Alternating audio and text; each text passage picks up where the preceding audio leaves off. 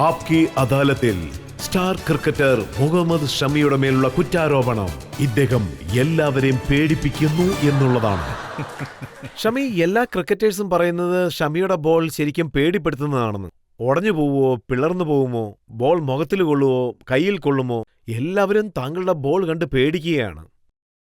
Sir, ഞാൻ എൻ്റെ ജോലിയല്ലേ ചെയ്യുന്നത്. ഞാൻ ആരെങ്കിലും പേടിപ്പിക്കാൻ പോകേണ്ട കാര്യമുണ്ടോ? ആരാ ഈ കുറ്റങ്ങളൊക്കെ ആരോപിക്കുന്നത്?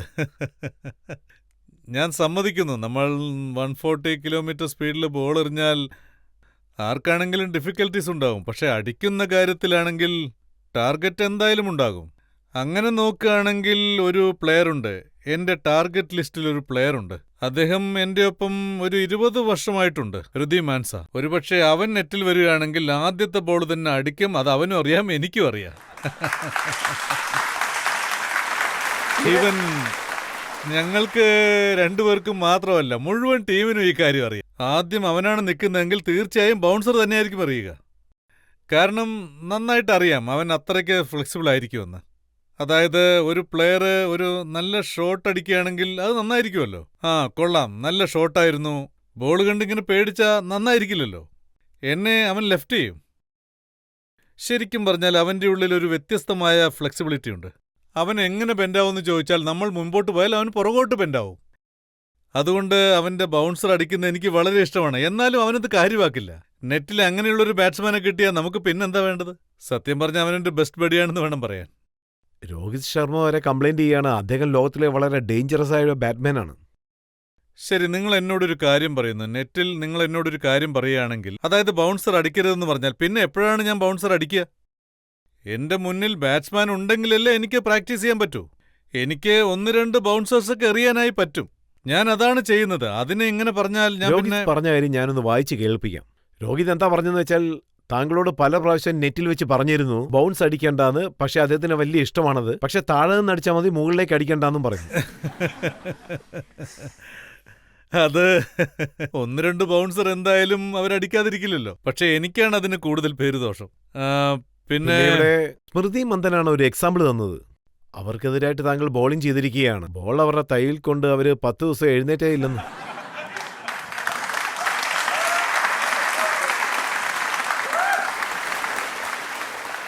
അതായത് എനിക്ക് നീലൊരു ഓപ്പറേഷൻ നടന്നിട്ടുണ്ടായിരുന്നു 2015 വേൾഡ് കപ്പിന് ശേഷം. സോ റീഹാബ് നടക്കുന്നുണ്ടായിരുന്നു. അപ്പോൾ വിമൻസ് ടീം വന്നിരുന്നു NCയിൽ പ്രാക്ടീസ് ചെയ്യാൻ വേണ്ടി. അപ്പോൾ ഫിസിയോ എന്നോട് പറഞ്ഞിരുന്നു, നിങ്ങൾ 4-5 ഓവർ എറിയണം, ഷോർട്ട് സ്റ്റെപ്പിൽ എറിയണം, 4-5 അടിയിൽ. ഞാൻ ഇവിടെ ഒരു മാച്ച് നടക്കുന്നുണ്ടല്ലോ, ഇവർക്ക് എറിയട്ടെ എന്ന് ചോദിച്ചു. കാരണം ഒറ്റയ്ക്ക് ബൗൾ ചെയ്താൽ എനിക്ക് ബോറടിക്കും. എനിക്കൊരു ബാറ്റ്സ്മാൻ വേണം. അവരും 4-5 അടി ദൂരത്തിൽ എറിഞ്ഞാൽ എന്ത് ചെയ്യുമെന്ന് വിചാരിച്ചു. തന്നെയല്ല, കാലിൽ സർജറിയും ചെയ്തിട്ടുണ്ടല്ലോ. സോ ഞാൻ ആ പെൺകുട്ടിയോടും ചോദിച്ചു, 4-5 അടിയിലാണ് എറിയാൻ പോകുന്നത്, കുഴപ്പമുണ്ടോയെന്ന്. അവരും ഓക്കെ എന്ന് പറഞ്ഞു. സ്വിംഗായി മാറുമെന്ന് അവരും ഒരിക്കലും എക്സ്പെക്റ്റ് ചെയ്തില്ല. അവർക്ക് ബേസ് ഐഡിയ മാത്രമല്ലേ അറിയൂ. 30 യാർഡിൽ നിന്ന് ഓടി വന്നെറിയുന്നത്, അത് മാത്രമേ അറിയൂ. അവര് അങ്ങനെയാണ് ഷോട്ട് ചെയ്തത്. ഞാൻ അവരോട് സംസാരിച്ചു. അവര് പറഞ്ഞു, ഹാഫാണെങ്കിൽ ഒരു 130 ഉണ്ടാവും, അതിലും ഹാഫാണെങ്കിൽ 110-115 വരെ വരുമെന്ന്. അങ്ങനെ ഒരു ഐഡിയയിലായിരുന്നു അവര്. അത് സ്വിംഗ് ആവുമെന്ന് അവരൊരിക്കലും പ്രതീക്ഷിച്ചതേയില്ല. ആദ്യത്തെ 2 ബോള് ഞാൻ പുറത്താണ് എറിഞ്ഞത്. അവര് ബീറ്റായി. അതിനുശേഷം അകത്തെറിഞ്ഞു. അവർക്ക് ഇന്നർ തൈയിൽ പരിക്ക് പറ്റി.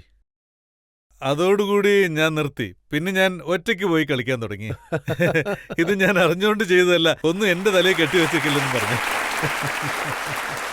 അതായത് വിരാട് കോഹ്ലിയെ പോലുള്ള ഒരു പ്ലെയർ, അദ്ദേഹം തന്നെ പറയുകയാണ് ഷമിയുടെ ബോൾ ഫേസ് ചെയ്യുന്നത് ഇമ്പോസിബിൾ ആണെന്ന്. അത് എപ്പോ അകത്തേക്ക് വരും പുറത്തേക്ക് പോകുമെന്ന് പറയാൻ സാധിക്കില്ലെന്ന് അദ്ദേഹം നുണ പറയുകയാണ്. പക്ഷേ വിരാടും രോഹിത് ഉണ്ടെങ്കിൽ ഞങ്ങൾ കോമ്പറ്റീഷൻ വെക്കുമായിരുന്നു. അദ്ദേഹം പറയും ഔട്ടാകില്ലെന്ന്, ഞാൻ പറയും ഔട്ടാക്കിയിരിക്കുമെന്ന്. ചിലപ്പോഴൊക്കെ നല്ലൊരു ഷോട്ട് അടിച്ചിട്ട് മുന്നോട്ട് വന്ന് ചിരിക്കുമായിരുന്നു അദ്ദേഹം. ഇരുഭാഗത്തും അങ്ങനെയാണെങ്കിൽ എന്ത് ചെയ്യാൻ പറ്റും പറയൂ. പക്ഷേ വിരാടിനെ ഔട്ട് ചെയ്യാനുള്ള ഫോർമുല താങ്കൾ റെഡിയാക്കി വെച്ചിരിക്കുകയാണ്. അതിനെക്കുറിച്ച് പറയുകയാണെങ്കിൽ സാർ, അദ്ദേഹം എല്ലാവരുടെ ബോളും അടിക്കുന്നുണ്ടല്ലോ. അതായത് ഇരുഭാഗത്തും ഇങ്ങനെയൊക്കെ നടക്കും. അതായത് ബൗളറുടെ ഭാഗത്തുനിന്ന് നോക്കുകയാണെങ്കിൽ എങ്ങനെയെങ്കിലും ഔട്ടാക്കാനേ ശ്രമിക്കൂ. ആസ് എ ബാറ്റ്സ്മാനായിട്ട് നമ്മൾ നോക്കുകയാണെങ്കിൽ നമ്മൾ റൺ എടുക്കാനേ നോക്കൂ. ഇതുപോലെ രണ്ട് ഡിപ്പാർട്ട്മെന്റും അവരവരുടെ ഭാഗം നന്നാക്കാനേ ശ്രമിക്കൂ. അതായത് എഗനിസ്റ്റ് ആയിട്ട് കൂടുതൽ റൺ അടിച്ചാൽ എങ്ങനെയെങ്കിലും ഔട്ടാക്കാൻ ഞാൻ ശ്രമിക്കും. നല്ലതാണല്ലോ, ഇത് നല്ല ബാറ്റിലല്ലേ.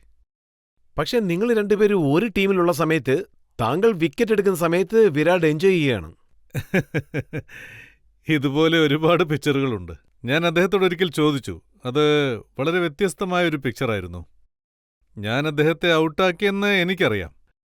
പക്ഷേ പിക്ചറിൽ വിരാട് കോഹ്ലിയുടെ ഫോട്ടോ സ്റ്റമ്പിന്റെ മുകളിലാണ് കാണുന്നത്. അത് അദ്ദേഹം സെലിബ്രേറ്റ് ചെയ്യുന്നു. ഞാൻ ആ പിക്ചർ അദ്ദേഹത്തിന് അയച്ചു കൊടുത്തിട്ട് ഇതെന്താണെന്ന് ചോദിച്ചു. എന്താ ഇത്? അദ്ദേഹം അങ്ങനെ ചോദിക്കൂ, എന്താ? ഞാൻ എൻജോയ് ചെയ്യുന്നു, നീ ഓടിക്കോന്ന് പറയും. അതല്ല, നിങ്ങളൊരു ഫാസ്റ്റ് ബോളറാണെങ്കിൽ എന്ത് ചെയ്യുമെന്നാണ് ചോദിച്ചത്. നിങ്ങളുടെ എനർജി സെലിബ്രേഷന് തന്നെ ഇല്ലാതെയാവും. എപ്പോഴാ ബൗൾ ചെയ്യുന്നതെന്ന് ചോദിക്കും. അതുകൊണ്ടാണ് ചെയ്യാത്തതെന്ന് അദ്ദേഹം പറയും. സോ ഇതൊക്കെ ഒരു പ്രത്യേക എൻജോയ്മെൻ്റാണ്. ഞങ്ങളുടെ യൂണിറ്റ് ഒരു 10-12 വർഷമായി ഒരുമിച്ചാണ് ക്രിക്കറ്റ് കളിക്കുന്നത്. ഞങ്ങൾ തമ്മിലൊരു ബോണ്ടിംഗ് ഉണ്ട്. വ്യത്യസ്തമായ ഒരു സ്നേഹം എന്ന് പറയാം, അല്ലെങ്കിൽ ഒരു സൗഹൃദം എന്ന് പറയാം. പക്ഷേ രോഹിത് ബൗളേഴ്സിന് ഡേഞ്ചറസ് ആയ ബാറ്റ്മാൻ ആണോ? ഡിഫറെൻ്റ് ആയിരിക്കും രണ്ടുപേരുടെ കാലിബറും. അതായത് ശരിക്കും പറഞ്ഞാൽ ഓപ്പണിംഗ് ബാറ്റ്സ്മാന്റെ സ്ഥാനത്ത് രോഹിതിനെ പോലൊരു ഡേഞ്ചറായ ആൾ ഉണ്ടാവില്ലെന്ന് തന്നെ പറയാം. എക്സ്പെഷ്യലി വൈറ്റ് ബോളിന്റെ കാര്യം പറയേ വേണ്ട. ഇനി നമ്പർ 3യുടെ കാര്യം എടുത്താൽ വിരാട് കോഹ്ലി. പേര് പെട്ടെന്ന് തന്നെ നാവിൻ തുമ്പിൽ വരും. രണ്ടുപേരും ഡിഫറെന്റ് ലെവൽ ബാറ്റ്സ്മാൻമാരാണ്. ഇത് റെയറായിട്ടുള്ളൊരു കാര്യമാണ്. അവര് കളിക്കുന്ന സമയത്ത് നമ്മൾ ശ്രദ്ധിച്ചാൽ നിങ്ങൾക്കും തോന്നും ഒരു ബൗളറിലൂടെ ഇമ്പാക്റ്റ് ഉണ്ടാകുന്നുവെന്ന്. ആ ഫീലാണെങ്കിൽ ശരി, ആ കോൺഫിഡൻ്റ് ആണെങ്കിൽ ശരി, അവർ കളിക്കുന്ന സമയത്ത് ആ പ്രിപ്പറേഷൻ അത് വേറെ ലെവലാണ്. പക്ഷെ രോഹിത് കൂടുതൽ സെലിബ്രേറ്റ് ഒന്നും ചെയ്യാറില്ല. ഓരോരുത്തർക്കും ഓരോ സ്റ്റൈലുണ്ട്. ചിലര് ക്ഷമയോടെ നിന്ന് കളിക്കാൻ ശ്രമിക്കും. ചിലരാണെങ്കിൽ ഒരു റണ്ണടിച്ചാൽ തന്നെ ഭയങ്കരമായിട്ട് സെലിബ്രേറ്റ് ചെയ്യും. ഞാൻ എത്ര അടിച്ചാലും സെലിബ്രേഷൻ ഒരുപോലെ തന്നെയാണ്. രോഹിത്തിനെ പോലെ തന്നെയാണ് ഞാനും. 100 അടിച്ചാ ബാറ്റ് ഒന്ന് മുകളിലേക്ക് ഉയർത്തും, പക്ഷേ ബോൾ അടിച്ച് പറത്തിക്കൊണ്ടിരിക്കും.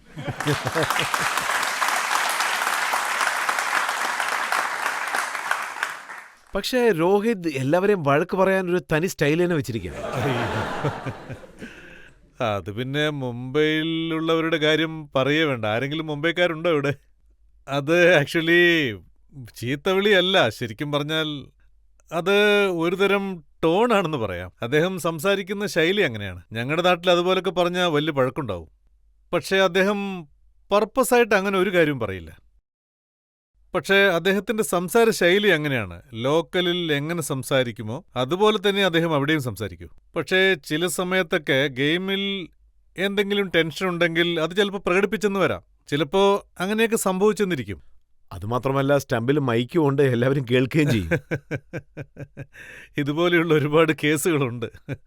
നമുക്ക് നിഷേധിക്കാനാവില്ല, ഇഗ്നോർ ചെയ്യാൻ കഴിയില്ല. അങ്ങനെയാണത്. കാരണം അവരുടെ മൈക്കിൽ അതിനുള്ള പ്രൂഫ് ഉണ്ടാവും. പിന്നെ താങ്കളും ഹാർദിക് പന്ധ്യയും തമ്മിലുള്ള കോൺവെർസേഷൻ എല്ലാവരും കേട്ടതാണ്. ആക്ച്വലി ഞാൻ മോശമായ ഒരാളല്ല. പിന്നെ ആക്ച്വലി അവൻ റിയാക്ട് ചെയ്തായിരുന്നു. അതെന്തിനാണെന്ന് അവന് തന്നെ അറിയില്ല. ഞാൻ അവനോട് ചോദിച്ചു എന്താ. അവൻ പറഞ്ഞു എനിക്കറിയില്ല. പിന്നെ എന്തിനായിരുന്നു? പബ്ലിക്കിനെ എന്റർടൈൻമെന്റ് ചെയ്യാൻ വേണ്ടിയിട്ടായിരുന്നു. അതിനവൻ പറഞ്ഞു 10 വർഷമായിട്ട് നിങ്ങൾക്കെന്നെ അറിയാലോ. നിങ്ങളെ ഞാൻ ചേട്ടാന്നല്ലാതെ വേറെന്തെങ്കിലും പറഞ്ഞു വിളിച്ചിട്ടുണ്ടോ? ഞാനില്ലെന്ന് പറഞ്ഞു. അങ്ങനെയുള്ളപ്പോൾ ഇതെങ്ങനെയാ സംഭവിച്ചത്? എനിക്കറിയില്ല എന്ന് പറഞ്ഞു. എന്നോട് ക്ഷമിക്കണം, എനിക്കറിയില്ല എന്ന് പറഞ്ഞു. നിങ്ങൾ പറഞ്ഞാൽ ഞാൻ വേണമെങ്കിൽ മീഡിയയോട് ക്ഷമ ചോദിക്കാം. അതൊന്നും വേണ്ടെന്ന് ഞാൻ പറഞ്ഞു. ബട്ട് ഒരുപക്ഷെ നമുക്ക് ക്യാപ്റ്റൻസി കിട്ടുകയാണെങ്കിൽ, നമ്മളെ ഒരു ലീഡറായി നമ്മൾ ചിന്തിച്ചാൽ, നമ്മൾ പേഷ്യൻസായി ഇരുന്ന് തന്നെ ആകണം. മറ്റുള്ളവർ നമ്മളെ നോക്കി എന്തെങ്കിലും പറയാത്ത രീതിയിൽ പെരുമാറണം. സോ അവന് കാര്യങ്ങളൊക്കെ അറിയാം. പക്ഷേ ആ സമയത്ത് ആ ടോൺ അങ്ങനെ മാറിപ്പോകുന്നതാണ്. അദ്ദേഹവും ആ നാട്ടുകാരനാണ്. പക്ഷേ ഇവിടെയുള്ളവർ, ക്യാപ്റ്റൻ ധോണി, അദ്ദേഹം വളരെ കൂളാണ്. ഞങ്ങളെപ്പോഴും അദ്ദേഹത്തെ ടിവിയിലാണ് കാണാറുള്ളത്. ശരിക്കും അദ്ദേഹം അങ്ങനെയാണോ? അല്ല, അദ്ദേഹം എപ്പോഴും ദേഷ്യപ്പെടാറുണ്ടോ?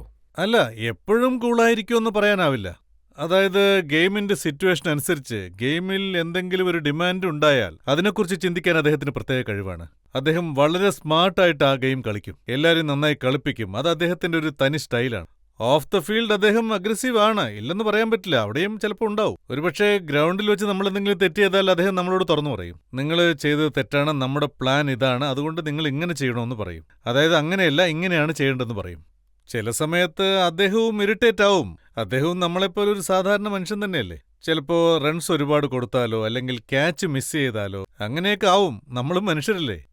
പക്ഷേ അദ്ദേഹത്തെ ക്യാപ്റ്റൻ കൂൾ എന്ന് പറയും. അദ്ദേഹം ഒരു ലെവലിൽ അങ്ങനെ നിൽക്കും. അദ്ദേഹത്തിന്റെ സ്റ്റൈലിൽ ആ ഗെയിം കളിക്കാൻ ട്രൈ ചെയ്യും.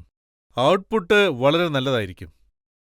അതുപോലെ നോക്കുകയാണെങ്കിൽ താങ്കൾ 2019 ഹാട്രിക് അടിച്ചിരുന്നു. അതിനെക്കുറിച്ച് ധാരാളം സംസാരിച്ചു. അതിനു മുൻപ് ധോണി താങ്കളുടെ ചെവിയിൽ എന്തെങ്കിലും മന്ത്രം പറഞ്ഞിരുന്നു? ആ മാച്ച് ശരിക്കും വളരെ ടൈറ്റായിരുന്നു. പിന്നെ അത് ഞങ്ങളുടെ കൈവിട്ട് പോകുന്നൊരു സിറ്റുവേഷനായിരുന്നു. കാരണം 12 ബോളിൽ 12 14 റണ്ണേ വേണ്ടിയിരുന്നു. അപ്പോൾ നബിയാണ് കളിച്ചോണ്ടിരുന്നത്. ഞങ്ങളുടെ പ്ലാൻ അവനെ ലെഗ് സ്റ്റമ്പിൽ നിർത്തുക എന്നുള്ളതായിരുന്നു. അതായത് അത് ശരിക്കും കുറച്ച് വലുതായിരുന്നു. അവൻ ഔട്ടായി, അടുത്ത വിക്കറ്റും വീണു. പിന്നെ അദ്ദേഹം എൻ്റെ അടുത്തേക്ക് വന്ന് എന്താ ചെയ്യാൻ പോകുന്നതെന്ന് ചോദിച്ചു. വേറെ ഒരു ഓപ്ഷനും ഇല്ല, യോർക്കർ എറിയാൻ പോവാന്ന് ഞാൻ പറഞ്ഞു. അദ്ദേഹവും എറിഞ്ഞു എന്ന് പറഞ്ഞു. യോർക്കർ എറിഞ്ഞു, ഹാട്രിക്ക് കിട്ടി, മാച്ചും നമ്മൾ ജയിച്ചു. അതൊരു ഹിസ്റ്ററിയാണ്.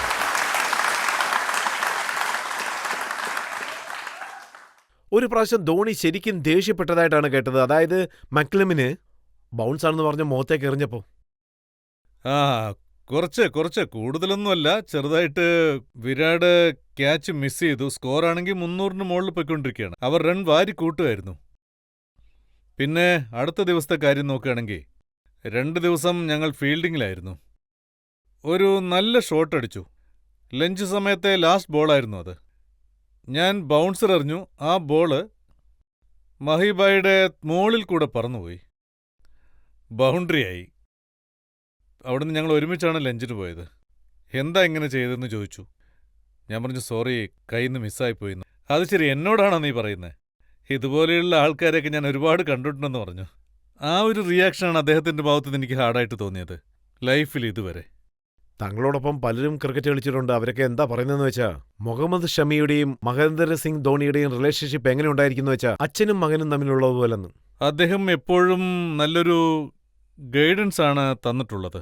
അതായത് പലതും പഠിപ്പിച്ചു തരാൻ ശ്രമിച്ചിട്ടുണ്ട്. കണ്ടീഷൻസ് എങ്ങനെയാണ്, എന്തൊക്കെ സംഭവിക്കാം, ഒരു സീനിയർ പ്ലെയറിന്റെ റോൾ എങ്ങനെയായിരിക്കണമോ അത് അദ്ദേഹത്തിന്റെ ഭാഗത്തുനിന്നുണ്ടാകും. സ്ക്രീനിൽ നിങ്ങളത് കണ്ടിട്ടുണ്ടാവും. പ്ലേയേഴ്സിനെ അദ്ദേഹം എങ്ങനെയാണ് ഹാൻഡിൽ ചെയ്യുന്നത്, ഗെയിം എങ്ങനെ കളിക്കുമെന്ന്, അത് വളരെ പ്രധാനമാണ്. ഒരു ടീമിന്റെ ലീഡർ എന്ന നിലയ്ക്ക് അങ്ങനെ വേണം എല്ലാം ഹാൻഡിൽ ചെയ്യാൻ. അദ്ദേഹത്തോട് നമ്മൾ സംസാരിച്ചാൽ നമുക്ക് വേറെ ലെവൽ കോൺഫിഡൻസ് കിട്ടും. അദ്ദേഹത്തിന്റെ അടുത്ത് മാത്രമല്ല, പല സീനിയർ പ്ലെയറിന്റെ അടുത്ത് സംസാരിക്കുമ്പോഴും അങ്ങനെയാണ്. ആ ഒരു ഫീല് കിട്ടുന്നു. എല്ലാം ഡിഫറൻ്റ് ആയിരിക്കും. ഫീൽഡിൽ ഇപ്പോ ധോണിയെ താങ്കൾ മിസ് ചെയ്യുന്നുണ്ടോ? തീർച്ചയായും മിസ് ചെയ്യുന്നു. നല്ല മൂമെന്റുകൾ പലതും ഞങ്ങൾക്ക് മിസ്സാവുന്നുണ്ട്. ഒരു നല്ല ടൂർണമെന്റ് കളിക്കുമ്പോൾ ശരിക്കും അദ്ദേഹത്തെ മിസ് ചെയ്യുന്നുണ്ട്. അദ്ദേഹത്തെ മിസ് ചെയ്യുന്നില്ലെന്ന് ഞങ്ങൾക്ക് ഒരിക്കലും പറയാനാവില്ല. ഇപ്പോഴും ഞങ്ങൾ വീട്ടിൽ നിന്ന് സംസാരിക്കുമ്പോൾ, മാച്ചിനെ കുറിച്ച് സംസാരിക്കുമ്പോൾ, എങ്ങനെ നോക്കിയാലും ഏതെങ്കിലും ഒരു പ്ലെയറിന്റെ പേര് നമുക്ക് ഇടയ്ക്കിടയ്ക്ക് കയറി വരും. ധോണിയുടെ ബെസ്റ്റ് മൊമെന്റ് ഏതാണെന്ന് ചോദിച്ചാൽ താങ്കൾ ഏതെന്ന് പറയും? നമ്മളൊരു ഗെയിമിനകത്ത് നിൽക്കുമ്പോൾ അദ്ദേഹം നമ്മുടെ ഉള്ളിലൊരു കാംനെസ് ഉണ്ടാക്കിയെടുക്കും. അപ്പം നമുക്ക് പ്ലാൻ എന്താണോ അത് മാത്രമേ കാണൂ. അതാണ് ഏറ്റവും പ്രധാനമെന്ന് എനിക്ക് തോന്നിയിട്ടുണ്ട്. എപ്പോഴൊക്കെ നമ്മൾ ആ ട്രാക്കിൽ നിന്ന് ഓഫാകുന്നുവോ, എപ്പോഴൊക്കെ നമ്മൾ റോങ് ലൈനിൽ ബോൾ ഇടുന്നുവോ, നിങ്ങൾ കണ്ടിട്ടുണ്ടാവും അദ്ദേഹം എപ്പോഴും ഓടിക്കൊണ്ടേയിരിക്കും. ഇങ്ങനെയാണ് നമ്മൾ പ്ലാൻ ചെയ്തതെന്ന് നമുക്ക് ഓർമ്മ വന്നുകൊണ്ടേയിരിക്കും. ഇത് ശരിയല്ല എന്ന് പറയും. ചേഞ്ച് ചെയ്യണമെങ്കിൽ പറ എന്ന് പറയും. ഇത് മാത്രമേ പറയൂ. എനിക്ക് വളരെ ഇഷ്ടപ്പെട്ട കാര്യമാണത്. താങ്കൾ ചോദിക്കും. ഞാനൊരു കാര്യം കേട്ടു, നിങ്ങൾക്ക് നോൺ വെജ് വളരെ ഇഷ്ടമാണെന്ന്. അത് നിങ്ങൾ തന്നെ പ്രിപ്പയർ ചെയ്ത് കഴിക്കുമെന്നറിഞ്ഞു. നേരാണോ? നോൺ വെജിനെ കുറിച്ച് പറയുകയാണെങ്കിൽ എനിക്കതിനെക്കുറിച്ച് പറയാൻ മടിയൊന്നുമില്ല. ഞാൻ കഴിക്കുമെന്ന് പറയുന്നതിൽ എനിക്ക് നാണക്കേടില്ല. ലോകത്തെല്ലാവരും കഴിക്കുന്നുണ്ടല്ലോ, ഞാനും കഴിക്കുന്നുണ്ട്. പിന്നെ ഞാൻ വെജ് ഒട്ടും കഴിക്കുന്നില്ലെന്ന് പറയാൻ പറ്റില്ല. പക്ഷേ എന്റെ ഇമേജ് എങ്ങനെയാണ് ക്രിയേറ്റ് ചെയ്തിരിക്കുന്നതെന്ന് വെച്ചാൽ വെറുതെ തമാശയ്ക്ക് പറഞ്ഞ് ഏത് വിധത്തിൽ എത്തിച്ചു എന്നറിയോ? എപ്പോഴും ബിരിയാണിയിലും കബാബിലും കിടക്കുന്ന പോലെയാണ് പറയുന്നത്. ബട്ട് ഞാൻ വെജും കഴിക്കാറുണ്ട്. അതുപോലെ ഞാൻ അല്ല, രോഹിത് ശർമ്മ എന്താ പറയുന്നതെന്ന് വെച്ചാ എന്റെ അടുത്ത് ഷമ്മി പറഞ്ഞിരുന്നു, ഒരുപക്ഷെ സ്പീഡ് പിടിക്കണമെങ്കിൽ, സ്ട്രോങ് ആകണമെങ്കിൽ റെഡ് മീറ്റ് കഴിക്കണമെന്ന് പറഞ്ഞു. നോക്കൂ, ഞാനൊരു മുസ്ലിം ഫാമിലിയിൽ ജനിച്ചയാളാ. എന്റെ വീട്ടിൽ ഏത് സമയത്തും നോൺ വെജ് ഉണ്ടാകും. ഇത് വളരെ കോമണായ ഒരു കാര്യമാണ്. സോ ഞാൻ ആരെയും ഫോഴ്സ് ചെയ്തിട്ടൊന്നുമില്ല. നിങ്ങൾക്ക് ഇഷ്ടപ്പെട്ടാൽ കഴിക്കണം, ഇഷ്ടപ്പെട്ടില്ലെങ്കിൽ ഒഴിവാക്കണം. വെജ് ഇഷ്ടമാണെങ്കിൽ അത് കഴിക്കണം. വെജാണ് ഇഷ്ടമെങ്കിൽ അത് കഴിക്കൂ, നോൺ വെജാണ് ഇഷ്ടമെങ്കിൽ അത് കഴിക്കൂ. പക്ഷേ ഒരു കാര്യം ഞാൻ ഗ്യാരണ്ടി പറയാം, നിങ്ങൾക്ക് നോൺ വെജാണ് ഇഷ്ടമെങ്കിൽ ഞാൻ ഒരുപാട് പ്രൊവൈഡ് ചെയ്യുമെന്ന് ഞാൻ പറയും.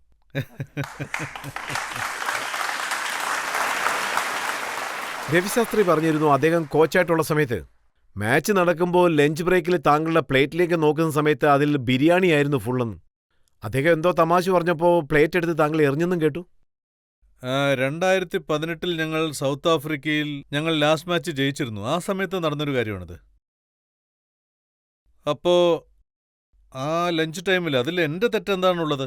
ഞാൻ അദ്ദേഹത്തോട് ചോദിക്കണമെന്ന് ആഗ്രഹിച്ചെന്താന്ന് വെച്ചാൽ, നിങ്ങളാണ് ബിരിയാണി വാങ്ങിയത്, നിങ്ങളുടെ മാനേജറാണ് ലഞ്ചിൽ ബിരിയാണി പ്രൊവൈഡ് ചെയ്തത്, പിന്നെ ഞാൻ വേറെന്താ കഴിക്കുക? ബിരിയാണി കഴിക്കാൻ തന്നാൽ ഞാൻ ആ ബിരിയാണിയല്ലേ കഴിക്കാൻ പറ്റൂ, പിന്നെന്ത് കഴിക്കും? സോ ഒന്ന് ഞാൻ ഫീൽഡിങ്ങിലായിരുന്നു, ആദ്യത്തെ ദിവസം ഫീൽഡിങ്ങിലായിരുന്നു. അടുത്ത ദിവസം ലാസ്റ്റ് ഡേ ഞാൻ ഫീൽഡിംഗ് ചെയ്യേണ്ടതായിരുന്നു. ഒരു സെഷൻ ഫീൽഡിംഗ് ചെയ്തിട്ട് വന്നു, വളരെ ചൂടായിരുന്നു. ഞാൻ വിചാരിച്ചു പെട്ടെന്ന് കഴിച്ചിട്ട് ഐസ് ബാത്ത് ചെയ്ത് പിന്നെ ഗ്രൗണ്ടിലേക്ക് ഇറങ്ങാമെന്ന് ഞാൻ വിചാരിച്ചു. അപ്പം ഞാൻ വേഗം കഴിച്ചിട്ട് പോവാമെന്ന് കരുതിയിരിക്കുമ്പോൾ രവി സാറ് അകത്തേക്ക് കയറി വന്നു. അദ്ദേഹം വിചാരിച്ചു ഇവൻ എന്ത് തീറ്റയായി തിന്നുന്നതെന്ന്, ഇവന് മാച്ചിനെ കുറിച്ച് ഒരു ചിന്തയും ഇല്ലെന്ന്. സോ അതാണ് അവിടെ ഉണ്ടായത്. ഇവന് ബിരിയാണി മാത്രമേ വേണ്ടൂ, വേറൊന്നിനെക്കുറിച്ച് ഒരു ചിന്തയില്ലെന്ന് പറഞ്ഞു. അപ്പം ഞാൻ വിചാരിച്ചു എന്താ ഇത്. പിന്നെ ഞാൻ ബിരിയാണി വലിച്ചെറിയാനൊന്നും പോയില്ല, ടേബിളിൽ നിന്ന് അങ്ങോട്ട് പുഷ് ചെയ്ത് പിന്നീട് എഴുന്നേറ്റ് നിന്നു. പിന്നെ ചെന്ന് ഐസ് ബാത്ത് എടുത്ത് ഗ്രൗണ്ടിലേക്ക് ഇറങ്ങിച്ചെന്നു. 2-3 പേര് എന്നോട് സംസാരിക്കാൻ വന്നു. ഞാൻ പറഞ്ഞു ആരും ഒന്നും പറയരുത്, ഞാനിപ്പോൾ ആ ഫ്രെയിമിലില്ല, എനിക്ക് ആരോടും ഒന്നും പറയാനില്ല, സംസാരിക്കാനില്ലെന്ന് പറഞ്ഞു. മാച്ച് കഴിയട്ടെ, മാച്ച് കഴിഞ്ഞിട്ട് സംസാരിക്കാമെന്ന് പറഞ്ഞു. അറ്റ്ലീസ്റ്റ് പോകുന്നതിന് മുമ്പ് കഴിക്കാൻ പറഞ്ഞു. ഞാൻ പറഞ്ഞു എനിക്ക് വേണ്ടെന്ന് പറഞ്ഞു. അത് കഴിഞ്ഞ് ഒരു 6-7 ഓവർ കഴിഞ്ഞപ്പോൾ മാച്ച് അവസാനിച്ചു. പിന്നീട് ചെന്ന് ഞാൻ രവിശാസ്ത്രി വന്ന് പറഞ്ഞു ഇദ്ദേഹത്തിന്റെ ദേഷ്യം അങ്ങനെ തന്നെ ഉണ്ടാകട്ടെ, ആ ദേഷ്യം ഫീൽഡിൽ കാണിക്കട്ടെ എന്ന് പറഞ്ഞു. ചിലപ്പോൾ അങ്ങനെയൊക്കെ സംഭവിക്കാറുണ്ട്.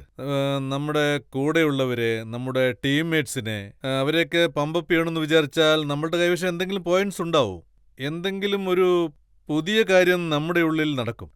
അതായത് 12.3 ഓവറിൽ താങ്കൾ 5 വിക്കറ്റാണ് എടുത്തത്. അതെ, ഒരേ സെഷനിൽ അല്ല, അത് അടുത്ത സെഷനിൽ അവസാനിപ്പിച്ച് പിന്നീട് ബിരിയാണി കഴിച്ചു. അതായത് ഇതുപോലെ മറ്റൊരു കാര്യം അശ്വിനും സമ്മതിക്കും. അശ്വിൻ മിക്കവാറും തമിഴിലായിരിക്കും സംസാരിക്കുക, എനിക്കൊന്നും മനസ്സിലാവില്ല. പക്ഷെ ഞാൻ ആൻസർ പറയുന്നത് കൃത്യമായിരിക്കും. അദ്ദേഹം ശരിക്കും എന്താ പറയുന്നതെന്ന് പോലും എനിക്കറിയില്ല. പക്ഷേ എൻ്റെ റിപ്ലൈ ഏകദേശം കറക്റ്റായിരിക്കും, അദ്ദേഹത്തിൻ്റെ ചോദ്യത്തിനുള്ള മറുപടി തന്നെയായിരിക്കും അത്. അപ്പോൾ അദ്ദേഹം ചിന്തിക്കും ഞാൻ ഇങ്ങനെ സംസാരിച്ചാൽ തീർച്ചയായും വിക്കറ്റ് വീഴുമെന്ന്. ഇത് സത്യമാണോ? ഷമിക്കുള്ളിൽ ഒരു തീ കൂട്ടണമെങ്കിൽ ബിരിയാണിയും മട്ടനും ചിക്കനും ഒക്കെ തരണമെന്ന്? സർ എനിക്ക് ഇഷ്ടമാണ്, ഞാൻ കഴിക്കും. കഴിച്ചു കഴിഞ്ഞാൽ കുറച്ച് എക്സ്ട്രാ പവർ കിട്ടും, വേറെന്താ. സാർ എന്റെ ചോദ്യം എന്താണെന്നാൽ ക്രിക്കറ്റ് ടീമിൽ വളരെ ഫണ്ണി ആയിട്ട് താങ്കൾ കാര്യമാണ് തോന്നിയത്, ഒന്ന് പറയൂ സാർ. ഷാഹിലാണെന്ന് പറയാം. അതായത് അവൻ്റെ ബോഡി വെച്ചോണ്ട് ഭയങ്കര അഭ്യാസമൊക്കെ അവൻ കാണിക്കും. ഇപ്പോൾ എൻ്റെ മുന്നിൽ ഷാഹിൽ ഇരിക്കുകയാണെങ്കിൽ ഞാനിവിടെ മിണ്ടാതിരിക്കുകയാണെന്ന് വെച്ചോ, എൻ്റെ ചെവിയുടെ അടുത്ത് വന്ന് അവൻ പറയും നിന്നെ ആ റൂമിനകത്തിട്ട് നല്ല ഇടിച്ച് പരുവാക്കും. അപ്പം നിങ്ങൾക്ക് എന്തായിരിക്കും തോന്നുക? ഷാഹിൽ എന്നോട് വന്ന് പറഞ്ഞു ഞാൻ നിന്നെ എടുത്തിട്ട് അടിക്കും, എന്നിട്ട് ഞാൻ ഓടിപ്പോവെന്ന് പറഞ്ഞാൽ, ഇങ്ങനെയൊക്കെ പറയുന്നയാള് ശരിക്കും ഒരു ഫണ്ണിയസ്റ്റ് തന്നെയല്ലേ. ഞാൻ അവനെ തിരിച്ചു കളിയാക്കും, ഞാൻ നിന്റെ കയ്യിൽ നിന്ന് അമർത്തി പിടിച്ചാൽ നിന്റെ കൈ പൊടിയാവുമെന്ന്. ശിഖർ ധവാൻ കുസൃതി കുറച്ച് കൂടുതലാണോ? അത് അവൻ്റെ നേച്ചർ. ശിഖർ എപ്പോഴും ഒരു പഞ്ചാബി മൂഡിലായിരിക്കും, എപ്പോഴും ഒരു നല്ല മൂഡിലായിരിക്കും, ഡാൻസ് കളിക്കും, പാട്ട് പാടും. അങ്ങനെ നിൽക്കുന്നത് അവന് വളരെ ഇഷ്ടമാണ്. അവൻ എപ്പോഴും വളരെ ഡിഫറെന്റ് ടൈപ്പ് ഒരു മൂഡിലായിരിക്കും. സാർ ഞാൻ തുടക്കകാലം മുതലേ താങ്കളെ എന്റെ ഐഡലായിട്ടാണ് കാണുന്നത്. Thank you. എനിക്ക് സാറിനോട് ചോദിക്കാനുള്ളത്, ഞാൻ സാറിനെ ഐഡലായിട്ട് സ്വീകരിച്ചതുപോലെ, അതായത് സാറെ നിരീക്ഷിച്ച് ഞാൻ ഒരുപാട് കാര്യങ്ങൾ പഠിക്കുന്നുണ്ട്. എന്റെ ചോദ്യം ഇതാണ്, താങ്കളുടെ ഐഡലായിട്ട് താങ്കൾ ആരെയാണ് തുടക്കം മുതലേ കാണുന്നത്? സ്കിൽ വൈസ് നിങ്ങൾ നോക്കുകയാണെങ്കിൽ ഡെൽസ്റ്റൺ, അദ്ദേഹം എൻ്റെ കാറ്റഗറിയിൽ പെടുന്നയാളാണ്. അദ്ദേഹത്തിന് വലിയ ഹൈറ്റും ഇല്ല, പിന്നെ ഫേസ് നോക്കുകയാണെങ്കിൽ ഏകദേശം, അതായത് എൻ്റേതുപോലെ തന്നെയാണ്. അതുകൊണ്ട് സിമിലാരിറ്റി വൈസ് അദ്ദേഹത്തെ എനിക്ക് വളരെ ഇഷ്ടമാണ്. പിന്നെ കണ്ടു പഠിച്ചത് പറയുകയാണെങ്കിൽ വസീം അക്രമിന്റെ കയ്യിൽ നിന്ന് ഞാൻ ഒരുപാട് കാര്യങ്ങൾ പഠിച്ചിട്ടുണ്ട്. സഹീർ ഭായിയുടെ കയ്യിൽ നിന്ന് ഒരുപാട് കാര്യങ്ങൾ പഠിച്ചിട്ടുണ്ട്. ആശിഷ് നെഹ്റയുടെ ബൗളിംഗ് ഞാൻ കണ്ടുപഠിച്ചിട്ടുണ്ട്. റോൾ മോഡൽ എന്ന് പറയുന്നത് നമ്മുടെ ലെവലിലുള്ള ആളുകളായിരിക്കണം. എനിക്കെപ്പോഴും ഡെൽസ്റ്റൺ ആണ്.